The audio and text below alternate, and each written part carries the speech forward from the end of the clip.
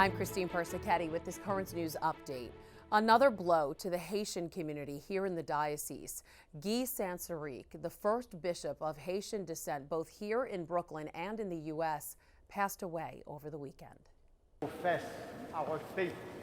One of the Brooklyn diocese's most beloved leaders, retired auxiliary Bishop Guy Sansaricq, died unexpectedly on Saturday morning. The leader of the Haitian apostolate for over 3 decades inspired people with his quiet, soft-spoken leadership. I'm going to ask you some questions.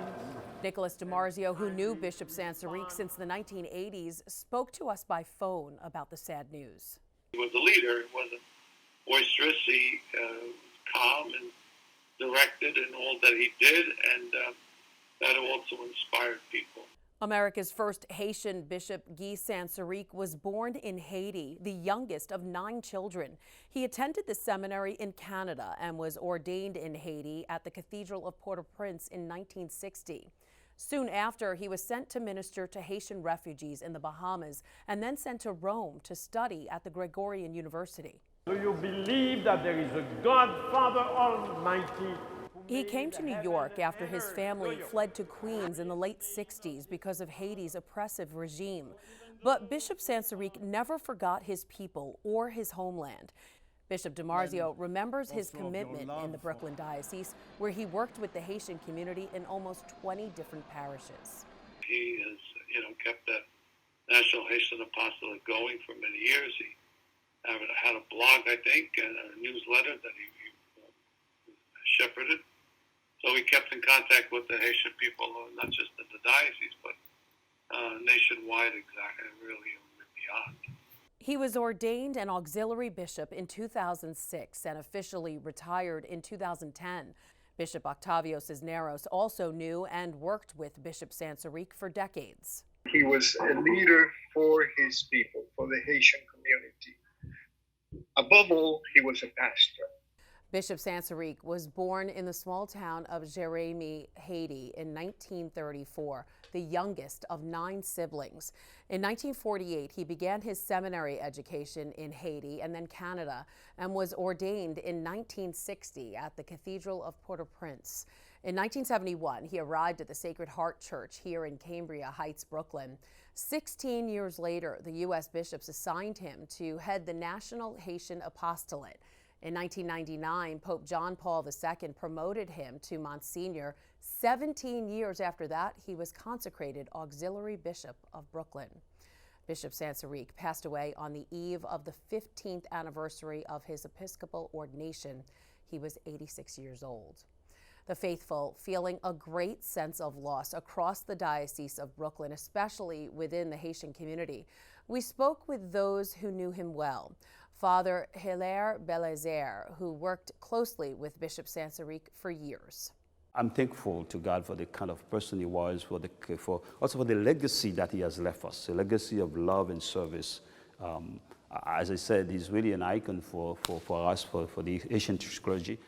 Elsie San Louis, who runs that Haitian organization he co-founded and was also married by him. And his message was always unity, strength in numbers, how do we make things better working together. So this is somebody who's touched lives and whose impact has gone beyond the borders of the diocese. And Marie Fouché, who knew him well from being deeply involved with the Haitian and Catholic community in the Diocese of Brooklyn.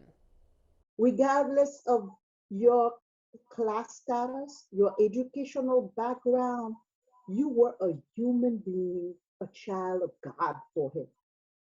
There will be 2 wakes celebrating the life of Bishop Sansaricq. The first will be held on August 31st at St. Jerome. The second will be at St. Gregory the Great on September 1st, followed by a Mass in his honor.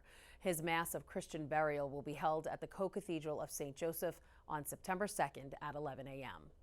Turning to other news, President Biden is coming under increasing pressure to extend the deadline for U.S. troop withdrawal from Afghanistan past his August 31st deadline.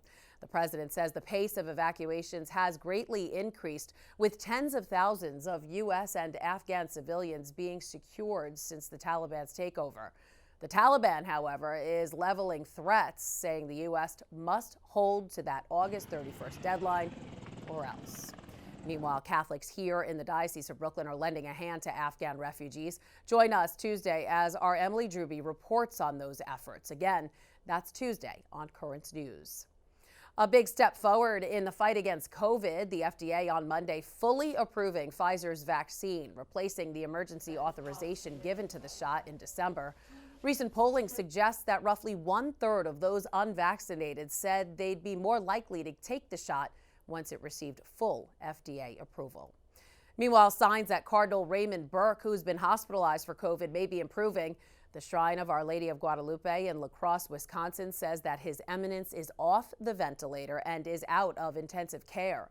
The Cardinal's sister even spoke to him on the phone. She says he's offering deep gratitude for all the prayers he's received.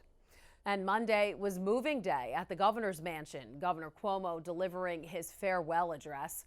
Cuomo was defiant to the end, denying the sexual harassment charges that led to his resignation 2 weeks ago, but saying he needed to leave office for the well-being of the state.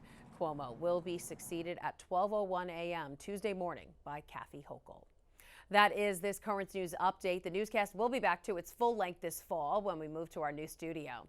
I'm Christine Persichetti. Thank you for joining us because we are putting your faith in the news. We leave you now with a look back at the life and legacy of Bishop Sansaricq.